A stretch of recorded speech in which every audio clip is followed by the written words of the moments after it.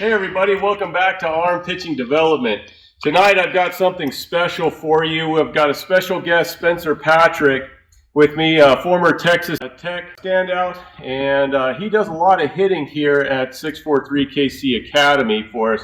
And so I thought rather than present a bunch of pitching stuff as I normally do, we're going to cover youth baseball hitting mechanics, ages 9 through 14. This will be a foundational approach. This will be a starting approach. So let's give Spencer some attention here as he covers Synopsis on hitting. Thank you, Jason. Yeah. Hey guys, today we're going to talk a lot about hitting. One thing that I focus on a lot is power and how to get your bat on the ball path as quickly as possible. Those are two really key elements, I feel, to be able to drive the ball into gaps. One thing we don't want to do as a hitter is hit a bunch of ground balls, because guess what? What do pitchers want? They want ground balls, right? So we're going to do everything in our power to get backspin on a baseball, drive it in gaps, and run bases, because that's what's fun. Okay, so in saying that, let's start with our stance. So I've seen the stance is your stance. The stance can be anything from here to here, whatever you want to do as you get older and better and more involved in your craft. To start out, however, I think it's very important that you're relaxed. The main thing in your stance is to be relaxed. You don't want to burn energy in your stance unnecessarily. A lot of kids who will be here or be here, I'm a big fan of not wall sitting because you're literally burning your core muscles before a pitch even comes. And if you have an 8-pitch at bat, you're going to be pretty tired by the time it even happens. One big thing too on your stance is a lot of times when you are exerting muscles, you're forgetting to breathe, okay? So I'm holding my breath because my muscles are tight when I'm starting to lose oxygen to my brain, which is going to affect my side of the pitch, okay? So get in a stance that's comfortable. What I like to do is feet underneath my armpit, right here, just elbows down. A big thing we don't need to do really either is the elbow up, and we'll get to that why, but we don't need the elbow up. You're just straining your elbow, losing energy. Just relax. So here, I've got my bat pretty much right even with my armpit. As you can see, I kind of formed this little box here, okay? I'm going to make it super simple and super relaxing on our stance. I'm breathing, and as you can see too, both my shoulders are square, so that gives me, I can see 2 eyes on the pitch. Well, another thing we don't want to do is coil, because when I coil like this, you're pulling your head off the pitcher, and now I can't see the ball near as well as if I'm just right here. Okay, does that make sense? All right, so moving on, when we get to this point, I'm good and relaxed. Now, one thing we do too is pretty much I have piano fingers. We call these piano fingers. I don't want to grip yet, okay? I'm just completely relaxed, completely in my zone, ready for the pitch. When we get to this point and I'm comfortable, there's several ways to go about this. What I like is to get to a balance point. I want to bring all the energy from the ground and shoot it all the way through my back hip. It's a lot like pitching, okay? When you pitch, you do the same thing, okay? Hitting is a lot like that. We want to develop a good power source. And when we do that, getting right here, we call the balance point, and when you get here, you actually feel like your hip is sinking right through your leg. So it's this constant power source right here, all right? And what that does then is it will keep that power source until I connect and go through the baseball. So now I'm going to be extremely strong when I go through.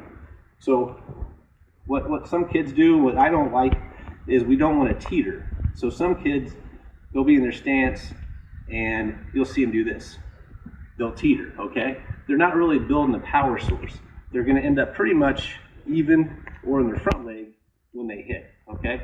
So for my money and what I teach, every time we're going to get to a good balance point right here. Now, the second part of this is when we load, this is called our load. We're going to put the knob on the catcher's head. All right? So when I load, I am tweaking the knob to where this knob is going to be on the catcher's head. All right? This gives me more width to the baseball.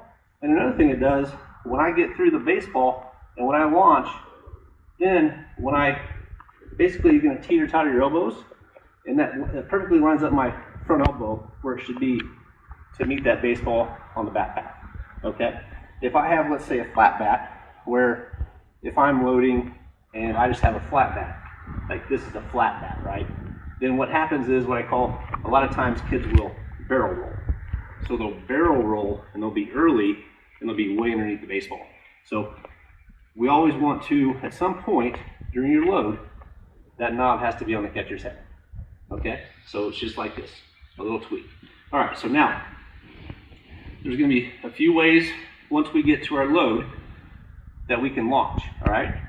I prefer foot off the ground, and I prefer launching, okay? Having our hands back and launching. You can do that way. You can do a toe tap to where you're toe tapping and launching, or probably my least favorite, because to me it feels like I'm handcuffed or power, is not toe tapping at all and just going back and going into it. So those are really the three launches you can do with this swing. All right, so we're going to work on what I do, what I like. We're going to work on the launch with the step. So those are the three launches, and we're going to really discuss on the launch of getting to a balance point, picking our foot up, launching to the baseball, and then going to town, okay? So the main thing we want to do is, as a hitter, there's two things really. We want to stay in as long as we can, and we want to get on the ball path as fast as we can, okay? So imagine a pitcher's on a hill and he's coming down the hill and he's throwing the ball, and the ball's coming in like this, isn't it? So we want to match that as a hitter to get on that same plane, okay? We don't want to do is, and this, you know, to me, there's a lot of different schools of thought on hitting. This is my thought, okay? So we do not, to me, want to come down on the baseball. So if I come down on the baseball and then back out, the ball's coming in like this, I'm trying to come in like this, I pretty much have to be perfect. I've got to be perfect in everything that I do to make really good contact, okay? So I am a proponent when I launch and I land on the ball on my foot and I'm stopped right here, when I drop my front heel, then basically it's like a teeter-totter with my elbows. Now when I get to this point, now I'm on plane. Now I can work through the baseball, through this whole long area, and still have success. I'm not limited to one point. Now I have this whole area where I can hit from. And that's what we really work on. So another thing too, when we talk about load and launch, is that when we get to this point, another thing we don't want to do, because we have to get separation with our hands and our back leg. Okay, that's called whip.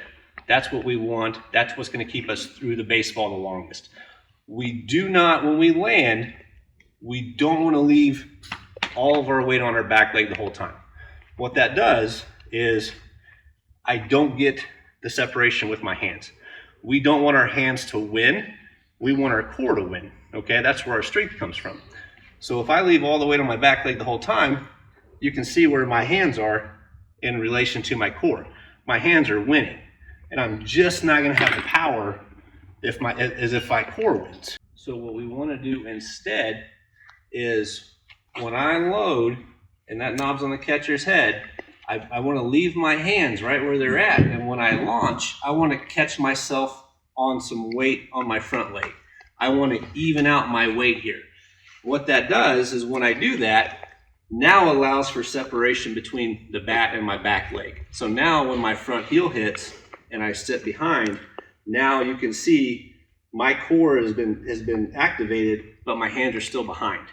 And that is going to lead me through the ball as long as possible, on the ball path as long as possible, with as much power as possible.